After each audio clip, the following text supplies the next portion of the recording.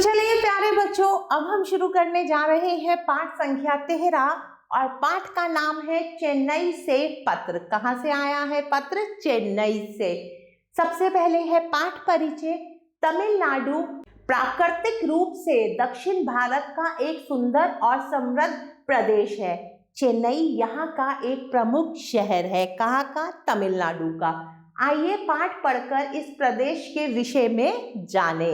तो सबसे ऊपर लिखा है चेन्नई, फिर दिनांक, और उसके बाद है प्रिय मित्र प्रशांत, मधुर स्नेह। तुम्हें यह जानकर बड़ी खुशी होगी कि इस समय मैं तमिलनाडु में हूँ।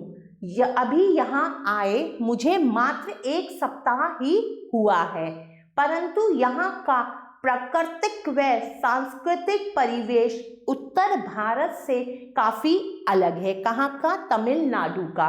यद्यपि कृषि कार्य यहाँ भी व्यापक पैमाने पर होता है, तथापि यहाँ के प्राकृतिक सौंदर्य में जिस रमणीयता के दर्शन होते हैं वह अन्यत्र दुर्लभ है। मैं जब से यहाँ आया हूँ बेहद प्रसन्नता का अनुभव कर रहा हूँ। दक्षिण भारत के इस क्षेत्र में रहन सहन, खान पान का तरीका अलग है। लोग साधारण वेशभूषा में रहते हैं।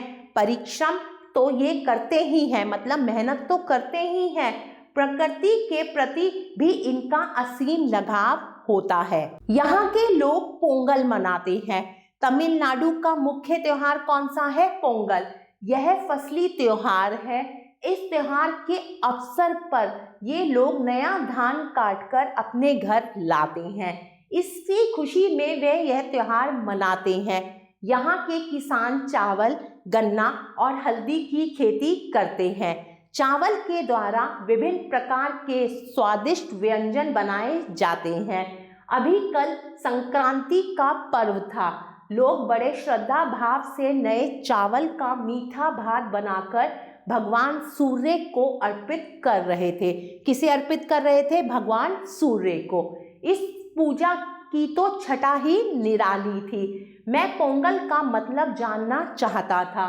लोगों से पूछने पर पता चला कि नए चावल के मीठे भात को पोंगल कहते हैं।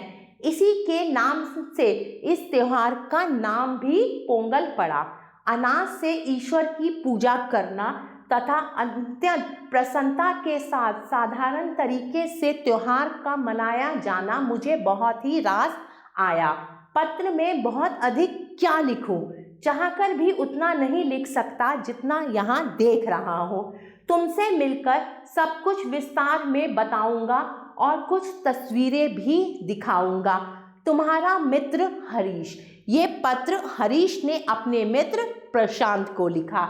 इस पाठ से हमें यह शिक्षा मिलती है, पर्यटन से हमारे ज्ञान में वृद्धि होती है। आगे बढ़ते हैं। अब हम पढ़ेंगे शब्दार्थ।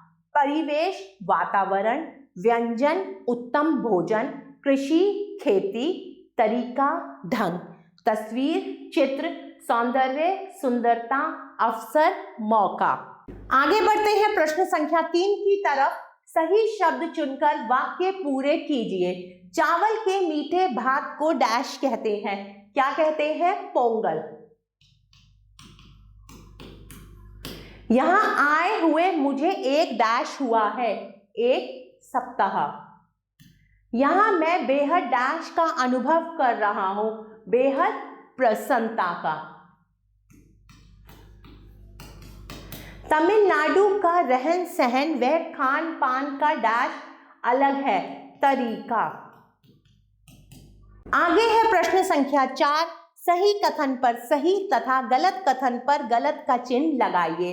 तमिलनाडु के लोग काफी परिश्रमी हैं। बिल्कुल सही। पोंगल एक फसली त्योहार है। यह कथन भी बिल्कुल सही है। तमिलनाडु में बिहू का त्योहार मनाया जाता है। यह गलत है कथन।